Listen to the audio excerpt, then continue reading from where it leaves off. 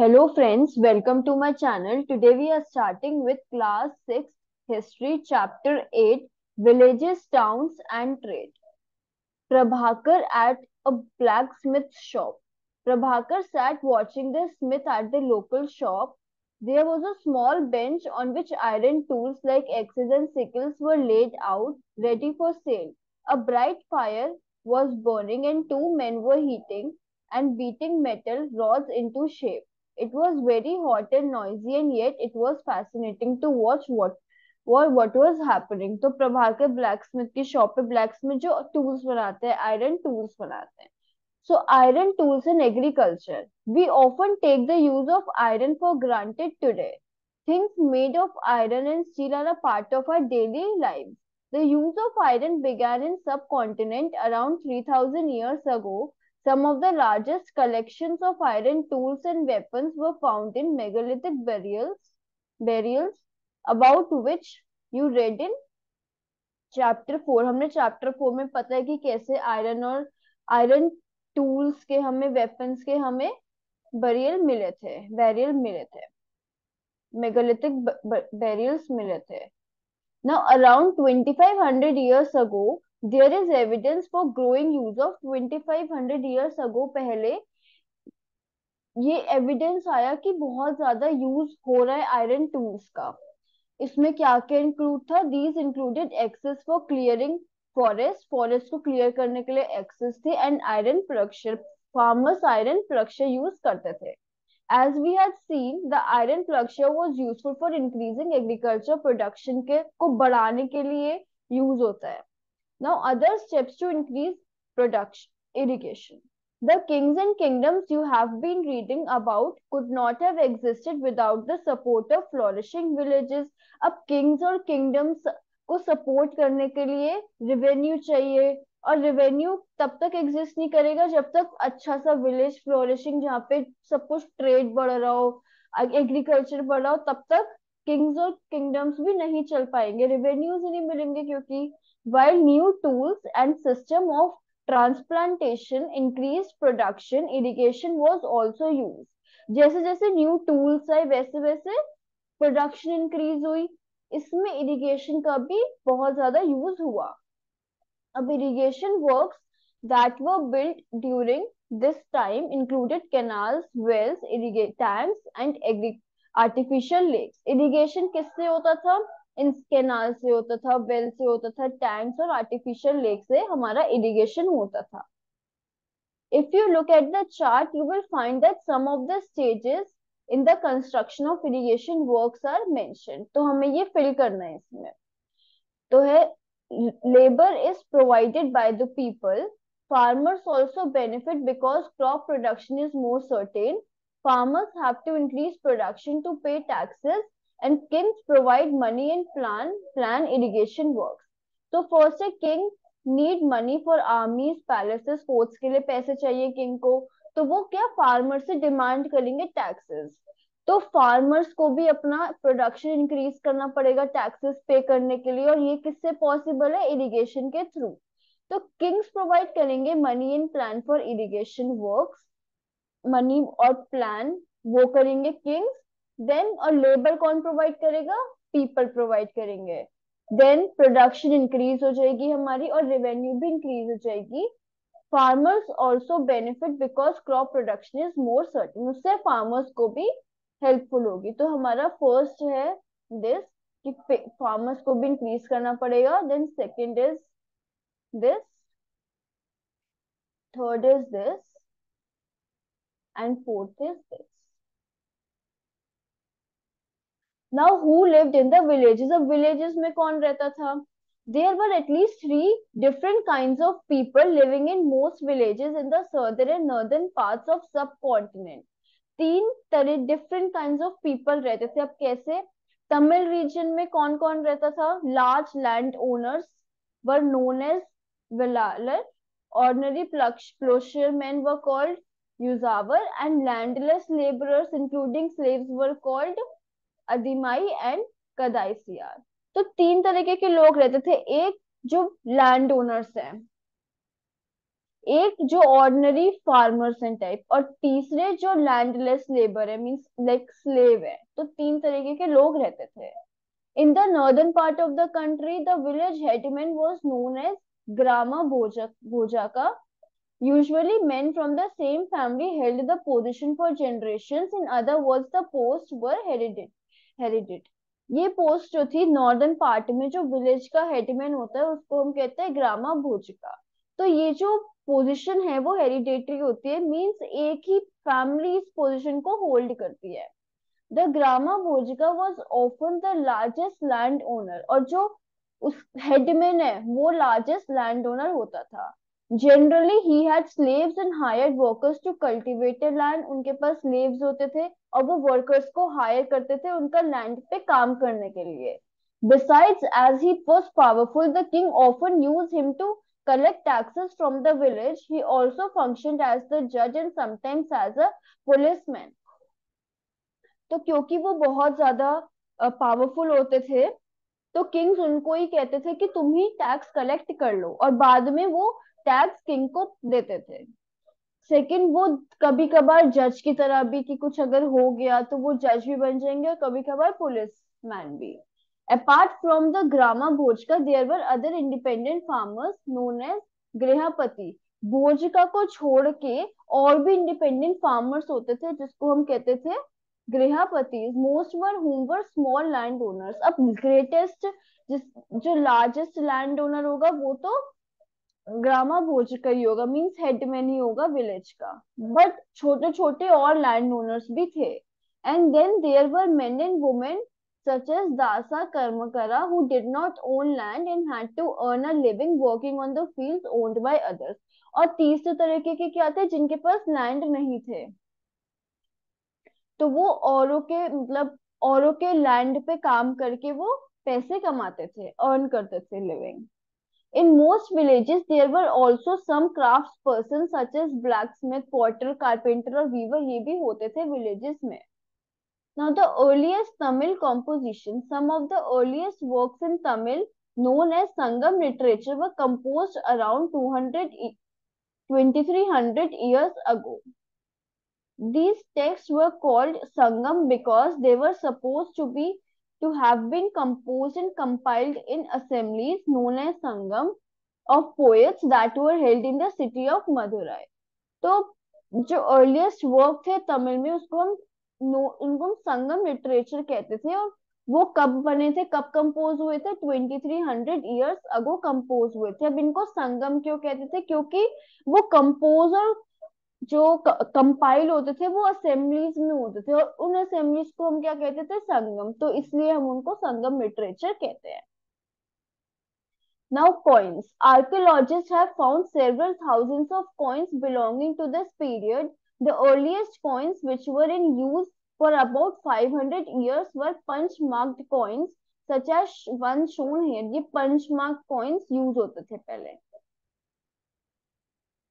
Punch-marked coins were generally rectangular or sometimes square or round in shape, either cut out of metal sheets or made up of flattened metal globules, a small spherical body. The coins were not inscribed, but they were stamped with symbols using dies or punches. Hence, they were called punch-marked coins. These coins are found over most parts of subcontinent and remained in circulation. Punch mark coins के कभी rectangle shape में, square और circle shape में होते थे। और ये कैसे बनते थे, इनको कट किया जाता था मेटल शीट से, या फ्लैट करा जाता था मेटल को, उससे ये बनते थे। कॉइन्स इंस्क्राइब नहीं, इंस्क्राइब मीन्स गड़े नहीं जाते थे, बट इन पे पंच लगाया जाता था, स्टैम्प करा जाता था सिंबल्स का। इंस्क्राइब होता है कि हम सपोज मिट्टी में सैंड पे हम लिख दे तो हम इंस्क्राइब्ड कर रहे हैं उनको। इंस्क्राइब नहीं किया जाता था, उनको स्टैम्प लगाया जाता था उनपे। इसलिए और डाइस करी जा डाइस यूजिंग पंच, स्टैम्प लगाया जाता था डाइस के यूज पे, उनको पंच किया जाता था, या फिर इसलिए हम उनको पंच मार्क कॉइन्स कहते हैं।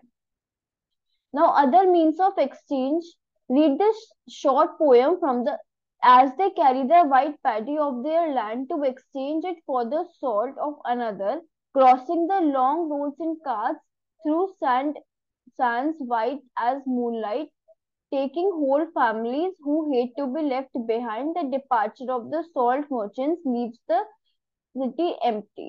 पहले क्या होता था,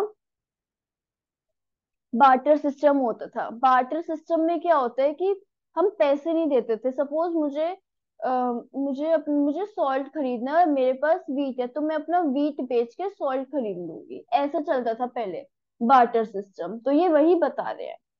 now cities with many functions, very often a single town was important for a variety of reasons. Let us look at the example of Mathura, page 87 map.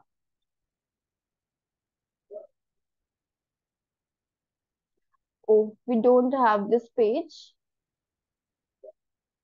so you can check in your books. कि बहुत एक single town सिर्फ एक ही चीज के लिए important नहीं होता था, काफी सारी चीजों के लिए इम्पोर्टेंट होता था। तो जो Mathura was has been an important settlement for more than 2500 years.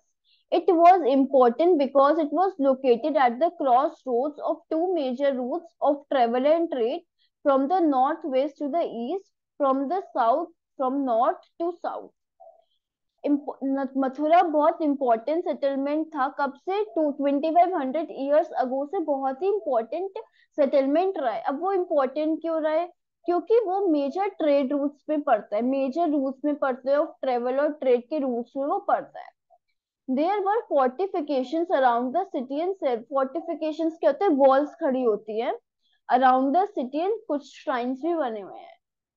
Farmers and herders from adjoining areas provided food for the people in a city. और लोगों के लिए कौन प्रोवाइड करता है? जो फार्मर्स और हर्डर्स होते हैं adjoining area, मतलब आसपास के एरियाज में, वो प्रोवाइड करते हैं food. Mathura was also a center where some extremely fine sculpture was produced. Mathura एक ऐसा सेंटर है जहाँ पे बहुत अच्छे स्क्रिप्चर्स प्रोड्यूस किए जाते हैं। Around 22,000 years ago, Mathura became the second capital of Kushanas, about whom you will read. तो मथुरा एक सेकेंड कैपिटल बनी कुशानास के लिए। Mathura was also religious centre भी था। There were Buddhist monasteries, Jain shrines, and it was an important centre for the worship of Krishna. तो हमें पता है मथुरा में किसकी पूजा होती है? कृष्ण जी की। तो बहुत ज्यादा रिलीजियस सेंटर भी था, क्योंकि यहाँ पे कृष्ण जी की पूजा ही नहीं बल्कि बुद्धिस्ट मोनास्ट्रीज भी काफी थी, जैन के श्राइन्स भी थे। तो ये बहुत इंपॉर्टेंट प्लेस था वर्शिप के लिए। Several inscriptions of surfaces such as stone slabs and statues have been found in Mathura। में बहुत सारे inscriptions पाए गए, stone slabs and statues. Generally these are short inscriptions recording gifts made by men to monasteries and shrines. ये short inscriptions में लिखे हुए हैं कि गिफ्ट्स दिए जाते थे मेन और समटाइम्स वुमेन मोनास्ट्रीज को वो गिफ्ट देते थे। तो अब ये तो हमने पढ़ा है कि वो मोनास्ट्रीज को गिफ्ट देते थे और बदले में जो मॉन्क्स थे वो उनको पढ़ाते थे। These were made of by kings and queens, officers, merchants and craft person who live in a city। और ये कौन बनाते थे? Kings and queens, officers, merchants, craft person जो सिटी में रहते हैं। For instance, inscriptions from Mathura mention goldsmith, blacksmith, weavers, basket makers, garland makers and perfumers। तो ये सब बनाते थे इंस्क्रिप्शन। मतलब मथुरा के इंस्क्रिप्शंस में जो इंस्क्रिप्शंस पाए गए उसमें सब लिखा है कि ये सब थे, प्रोफेशंस थे ये सब। Now craft and craft persons, we also have archaeological evidence for craft. These include extremely fine pottery known as northern black polished ware। कि पॉटरी भी बहुत ज्यादा उस समय उसकी आर्कोलॉजिकल एविडेंस मिला है हमें पॉटरी का। It gets its name from the fact that it's generally found in northern part of subcontinent। अब उसको हम क्या कहते हैं? जो एक्सट्रीमली फाइन पॉटरी होती है उसको हम कहते हैं नॉर्दर्न ब्लैक पॉलिश्ड वेयर। और वो इस नॉर्दर्न क्यों यूज करते हैं? क्योंकि वो नॉर्दर्न पार्ट ऑफ सबकॉन्टिनेंट में पाया जाता है।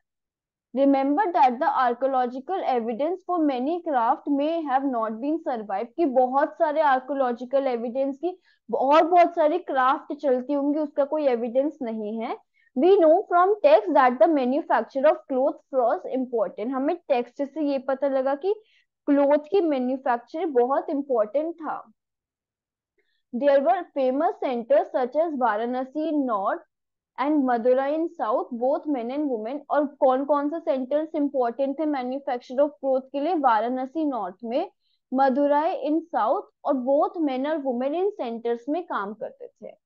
Now northern black polished ware is a, इसको हम कहते हैं NBPW, is a hard wheel made metallic looking ware with a shiny black surface. वो जैसे पॉटरी बनती है व्हील से वैसे ही बनती है, और उसका जो सरफेस होता है वो ब्लैक, शाइनी ब्लैक होता है। The potter use to expose the earthenware to very high temperature to his kiln, which resulted in a blackening of its outer surface। और उसको बहुत ज्यादा हाई टेम्परेचर पे हम उसको मतलब पकाते हैं, इसलिए उसकी जो आउटर सरफेस है वो ब्लैक कलर की हो जाती है।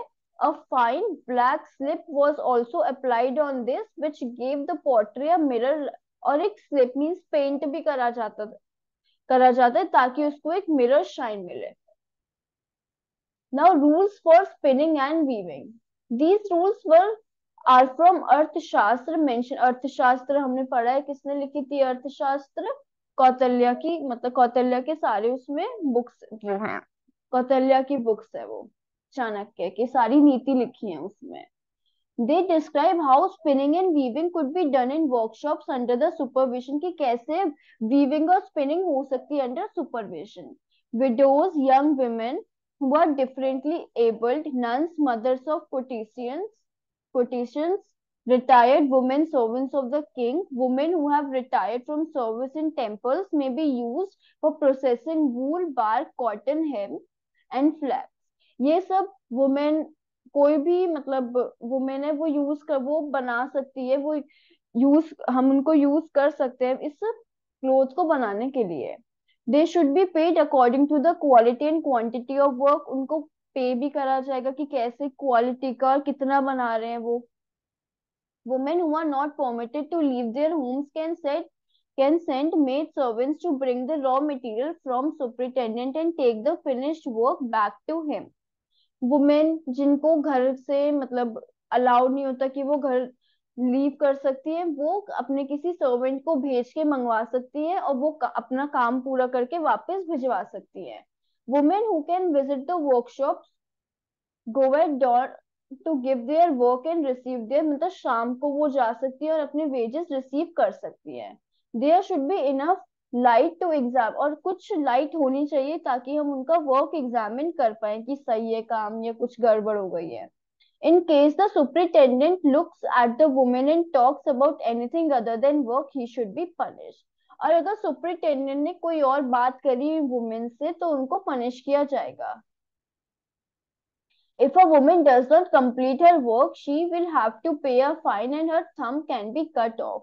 और अगर किसी वुमेन ने अपना काम कंप्लीट नहीं करा तो उसको फाइन पे करना पड़ेगा, और कभी कभार उनका जो थंब है वो भी काट दिया जाएगा। Now many craftsperson and merchants now formed associations known as shrenis। These shrenis of craft persons provided training, procured raw material and distributed the finished product। बहुत सारे क्राफ्ट पर्सन और मर्चेंट्स ने अपनी एक एसोसिएशन बनाई और जिसको हम कहते हैं श्रेणीज। अब ये क्या करते हैं? नाउ द श्रेणीज ऑफ, जो श्रेणीज होते हैं क्राफ्ट पर्सन की, ये ट्रेनिंग देती हैं, रॉ मटेरियल्स देती है और डिस्ट्रीब्यूट करती है finished product. Then shrenis of merchants organise the trade. Shrenis also served as banks where rich men and women deposited money.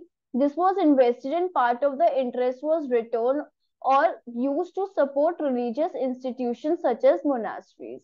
तो श्रेणीज बैंक्स की तरह भी काम करती है जहाँ पे रिच मर्चेंट्स और वुमेन अपना डिपॉजिट मनी डिपॉजिट करते हैं, फिर ये जो मनी डिपॉजिट हुआ है वो ये किस काम में लगाते हैं? ये अपने काम में लगा लेते हैं और उनको इंटरेस्ट दे देते हैं। अ क्लोजर लुक, अरे का मेदू फाइंड। तो ये हमारा पेज 87 में आप लोगों को फाइंड करना है। Between 2200 and 1900 years ago, Arikamedu was a coastal settlement where ships unloaded goods from distant land। ये कोस्टल सेटलमेंट है, मीन सी, ओशन सी के पास है ये। तो यहाँ पे शिप्स अपना सामान अनलोड करते हैं। A massive brick structure which have been a warehouse was found, और एक मैसिव स्ट्रक्चर मिला है हमें जो कि वेयर हाउस हो सकता है, which may have been confirm नहीं है but we can guess it कि वो एक वेयर हाउस हो सकता है, वो मिला है यहाँ पे एक साइट पे। Other finds include pottery from the Mediterranean region such as amphorae, और कुछ पॉटरी भी मिली है हमें। Tall double handed jars which contain liquids such as wine और oil.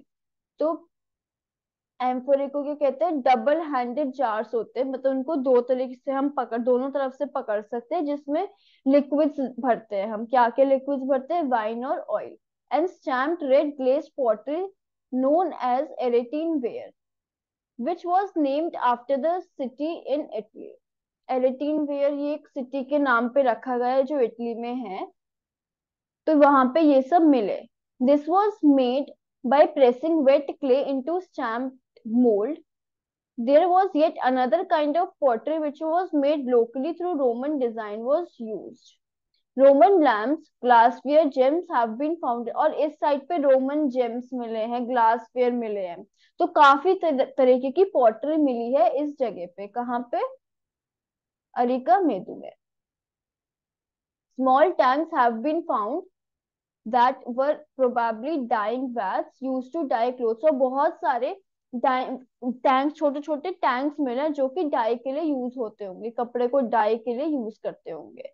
There is plenty of evidence for making of beads from semi precious stones and glass. और बहुत सारा एविडेंस है कि वहां पे बीड्स भी बनते होंगे। क्यों, क्योंकि बहुत सारे स्टोन्स और ग्लास मिले हैं। Now, an account by a Greek sailor, the Gulf is very narrow at Berigeza and very hard to navigate for those coming from sea. Ships have to be steered in by skillful and experienced local fishermen who were employed by the king.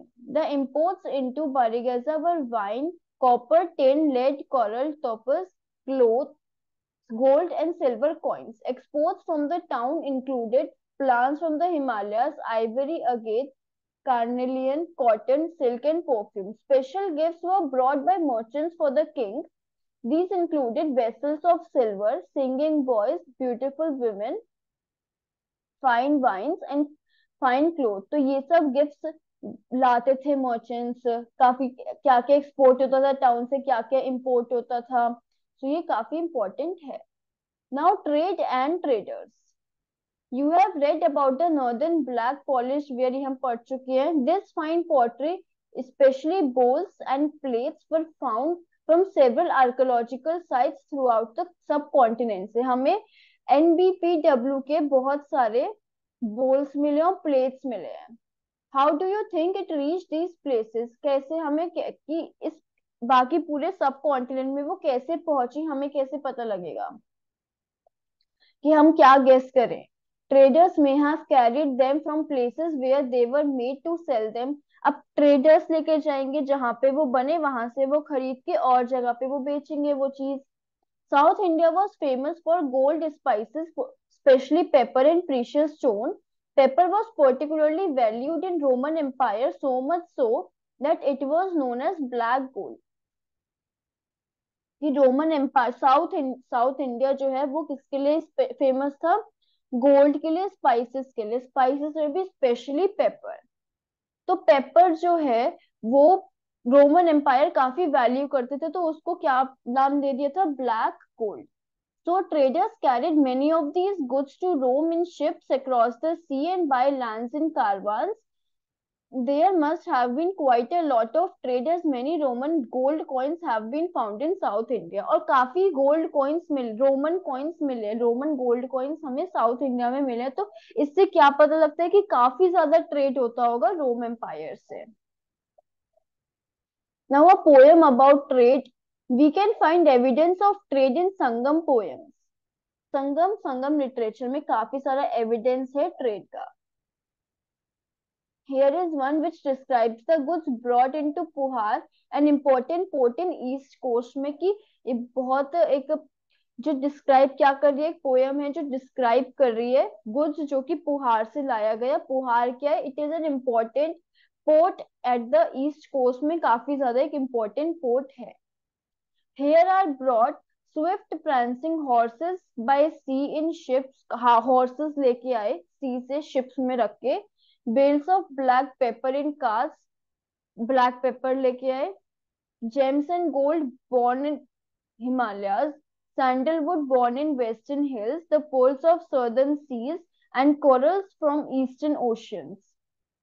The yield of the Ganga and the crops from the Kaveri, foodstuffs from Sri Lanka, pottery from Myanmar and many other. तो ये बता रहे हैं कि कैसे ship से कैसे हमारा ट्रेड होता था. Now traders explored several sea routes. Some of these followed the coast. There were others across the Arabian Sea and Bay of Bengal where sailors took advantage of the monsoon winds to cross the seas more quickly. So, if they wanted to reach the western coast of the subcontinent from East Africa or Arabia, they chose to sail from northwest monsoon and sturdy ships have to be built for these long journeys. तो traders ऐसे काफी सारा explore करते थे sea routes को क्योंकि trade के लिए. और देवर अदर्स जो Arabian sea of bay of Bengal में जहाँ पे सेलर्स जो था वो किसका एडवांटेज लेते थे मॉनसून विंड्स का ताकि मॉनसून विंड्स के साथ वो एकदम फटाफट अपने डेस्टिनेशन पे पहुंच जाए. So if they reach the western coast of the subcontinent from East Africa से वो western coast of subcontinent पहुंच गए हम तो they choose to sail to south west monsoon. तो वो sail with south west monsoon से वो सेल करना शुरू करते थे ताकि उसको उनको एडवांटेज हो जाए. तो ये बहुत इंपॉर्टेंट है कि कौन कहाँ से एडवांटेज लेता था. और बहुत ज्यादा powerful ships means study means टिकाऊ शिप्स चलती थी कहीं लॉन्ग जर्नीज में कहीं टूट जाए कुछ हो जाए तो बहुत पावरफुल इन सेंस बहुत ज्यादा स्टडी मीन्स टिकाऊ शिप्स यूज होती थी. New kingdoms along the coast. The southern half of the subcontinent is marked by long coastlines with hills, plateaus, and river valleys. Amongst the river valleys, that of the Kaveri is more. हम अभी southern part पता है India का पूरा वो long coastline है means पूरा sea से वो है एंड हिल्स भी हैं प्लेट्यूज भी और रिवर वैलीज भी हैं. उनमें से सबसे ज्यादा जो फर्टाइल है वो कावेरी रिवर है. Chiefs and kings who controlled the river valleys and the coast became rich and powerful. अब जो इस कावेरी कोस्ट को कंट्रोल करते थे इस रिवर को वो बहुत ज्यादा पावरफुल हो गए. क्यों? क्योंकि बहुत फर्टाइल है. इससे फर्टिलिटी से क्या हमारी एग्रीकल्चर जल्दी जल्दी प्रोड्यूस होगी और बहुत अच्छी प्रोड्यूस होगी. Sangam poems mention the Movender. This is the Tamil word meaning three chiefs used for the heads of three ruling families, the Cholas, Cheras and Pandyas. इन तीनों को ये डिस्क्राइब करते हैं. Who became powerful in South India around. तो इन south में तीन जो main families थी जिन्होंने रूल करा जो हेड थी तीन वो कौन कौन सी थी? Cholas, Cheras and Pandyas. Each of the three chiefs have two centers of power, one inland and one on coast. एक तो inland लैंड पे और एक कोस्ट में ऐसे दो दो पावर दो सेंटर्स थे इनके पास. Of the six cities, two were very important, Puhar and Kaveri Patnam, the ports of Cholas. और ये किस किस के छोलास के थे. और Madurai the capital city of Pandyas ये बहुत इंपॉर्टेंट थे. तो पुहार और कावेरी पत्तनम ये पोर्ट्स थे छोलास के और मदुरा ये कैपिटल थी पांड्या की. ये बहुत ज्यादा इंपॉर्टेंट दो सिटी थी. The chiefs did not collect regular taxes. Instead, they demanded and received gifts from the people. ये जो चीफ्स थे वो रेगुलर टैक्स कलेक्ट नहीं करते थे बल्कि पीपल से कहते थे कि वो गिफ्ट्स दें. They also went on military expeditions and collected tribute from neighboring areas. से वो military expeditions में जाते थे और neighboring areas से tribute means gift collect करते थे. They kept some of the wealth and distributed the rest amongst their supporters. कुछ wealth अपने पास रखते थे बाकी distribute कर देते थे supporters को, including members of their family, soldiers and poets. Many poets whose composition are found in Sangam collection often compose poems in praise of chief who often rewarded them with precious stone, gold, horses, elephants, chariots and fine clothes. तो जो संगम collection में जो compositions है उसमें कुछ compositions में praise हुआ है, चीफ को बहुत ज्यादा प्रेज करा गया है, और वो इसलिए काफी ज्यादा उनको रिवॉर्ड मिलते थे अलग अलग। Around 200 years later, a dynasty known as Satvahans became powerful in Western India. अब 200 साल बाद उसके डायनासिटी कहाँ पे फॉर्म हुई, सतवाहंस फॉर्म हुई कहाँ पे, वेस्टर्न इंडिया में। The most important ruler of the Satavahanas was Gautamiputra Shri सताकर्णी. We know about him from an inscription composed on behalf of his mother Gautami Balashri. तो वो बहुत इंपॉर्टेंट रूलर थे सतवाहन के, कौन, गौतमी पुत्र श्री सताकर्णी। और हमें इनके बारे में कैसे पता लगा, क्योंकि इन्होंने अपनी मदर के नाम पे इंस्क्रिप्शन कंपोज करी, which is Gautami Balashri. He and other Satavahana ruler were known as lord of Dakshinapatha. दक्षिण पथ के इनको लॉर्ड किया कहते थे. Literally the routes leading to south. दक्षिण किसको कहते हैं हम, साउथ को कहते हैं दक्षिण का पथ. तो हम इसका लिटरल मीनिंग क्या है कि the route leading to south which was also used as a name for entire southern. दक्षिण, दक्षिण को क्या हम साउथ कहते हैं इंग्लिश में, हिंदी में उसको दक्षिण कहते हैं. तो दक्षिण पथ, दक्षिणा पथ मीन्स कि जो पाथ लीड कर रहा है हमें साउथ की तरफ. He sent his army to eastern western southern coast पे अपनी आर्मीज भेज. Now silk route and Kushana. Some kings tried to control large portion of route. This was because they could benefit from taxes, tribute and gifts that were brought by traders traveling along the route. तो काफी ज्यादा जो Kings थे वो क्या कहते थे कि हम ट्रेड वाले रूट पे ज्यादा उसको कंट्रोल करेंगे. क्यों? क्योंकि सपोज टैक्सेस, ट्रिब्यूट्स और गिफ्ट्स जो ट्रेडर्स लाते थे वो उनको मिलता था. उस रूट पे जाके जो टैक्सेस, ट्रिब्यूट्स और गिफ्ट्स वो ट्रेडर्स किंग्स को देते थे. In return they often protected the traders who pass through their kingdoms from attack. और उन रिटर्न वो जब गिफ्ट्स देंगे तो उन रिटर्न, इनको उन रिटर्न में क्या मिलेगा कि वो प्रोटेक्शन मिलती थी उनको, किंग उनको रॉबर्स से अगर वो पास कर रहे हैं इस किंगडम को तो उनको प्रोटेक्शन मिलती थी. The best known of the rulers who control the silk route were Kushanas who ruled over Central Asia and Northwest India around 2000 years ago. तो बेस्ट नोन रूलर्स जो सिल्क रूट को कंट्रोल करते थे वो कुशानास थे, जिन्होंने सेंट्रल एशिया और north west India को 2000 years ago. So north west is, this is north, this is south, this is east, this is west. So north west is this is north west. ये वाली जो position है वो हमारी north west है. There two major centres of power were Peshawar and Mathura. दो बहुत ज्यादा सेंटर थे पावर के. Takshashila was also included in this in their kingdom. Takshashila भी कुशाना से किंगडम के में इंक्लूड था.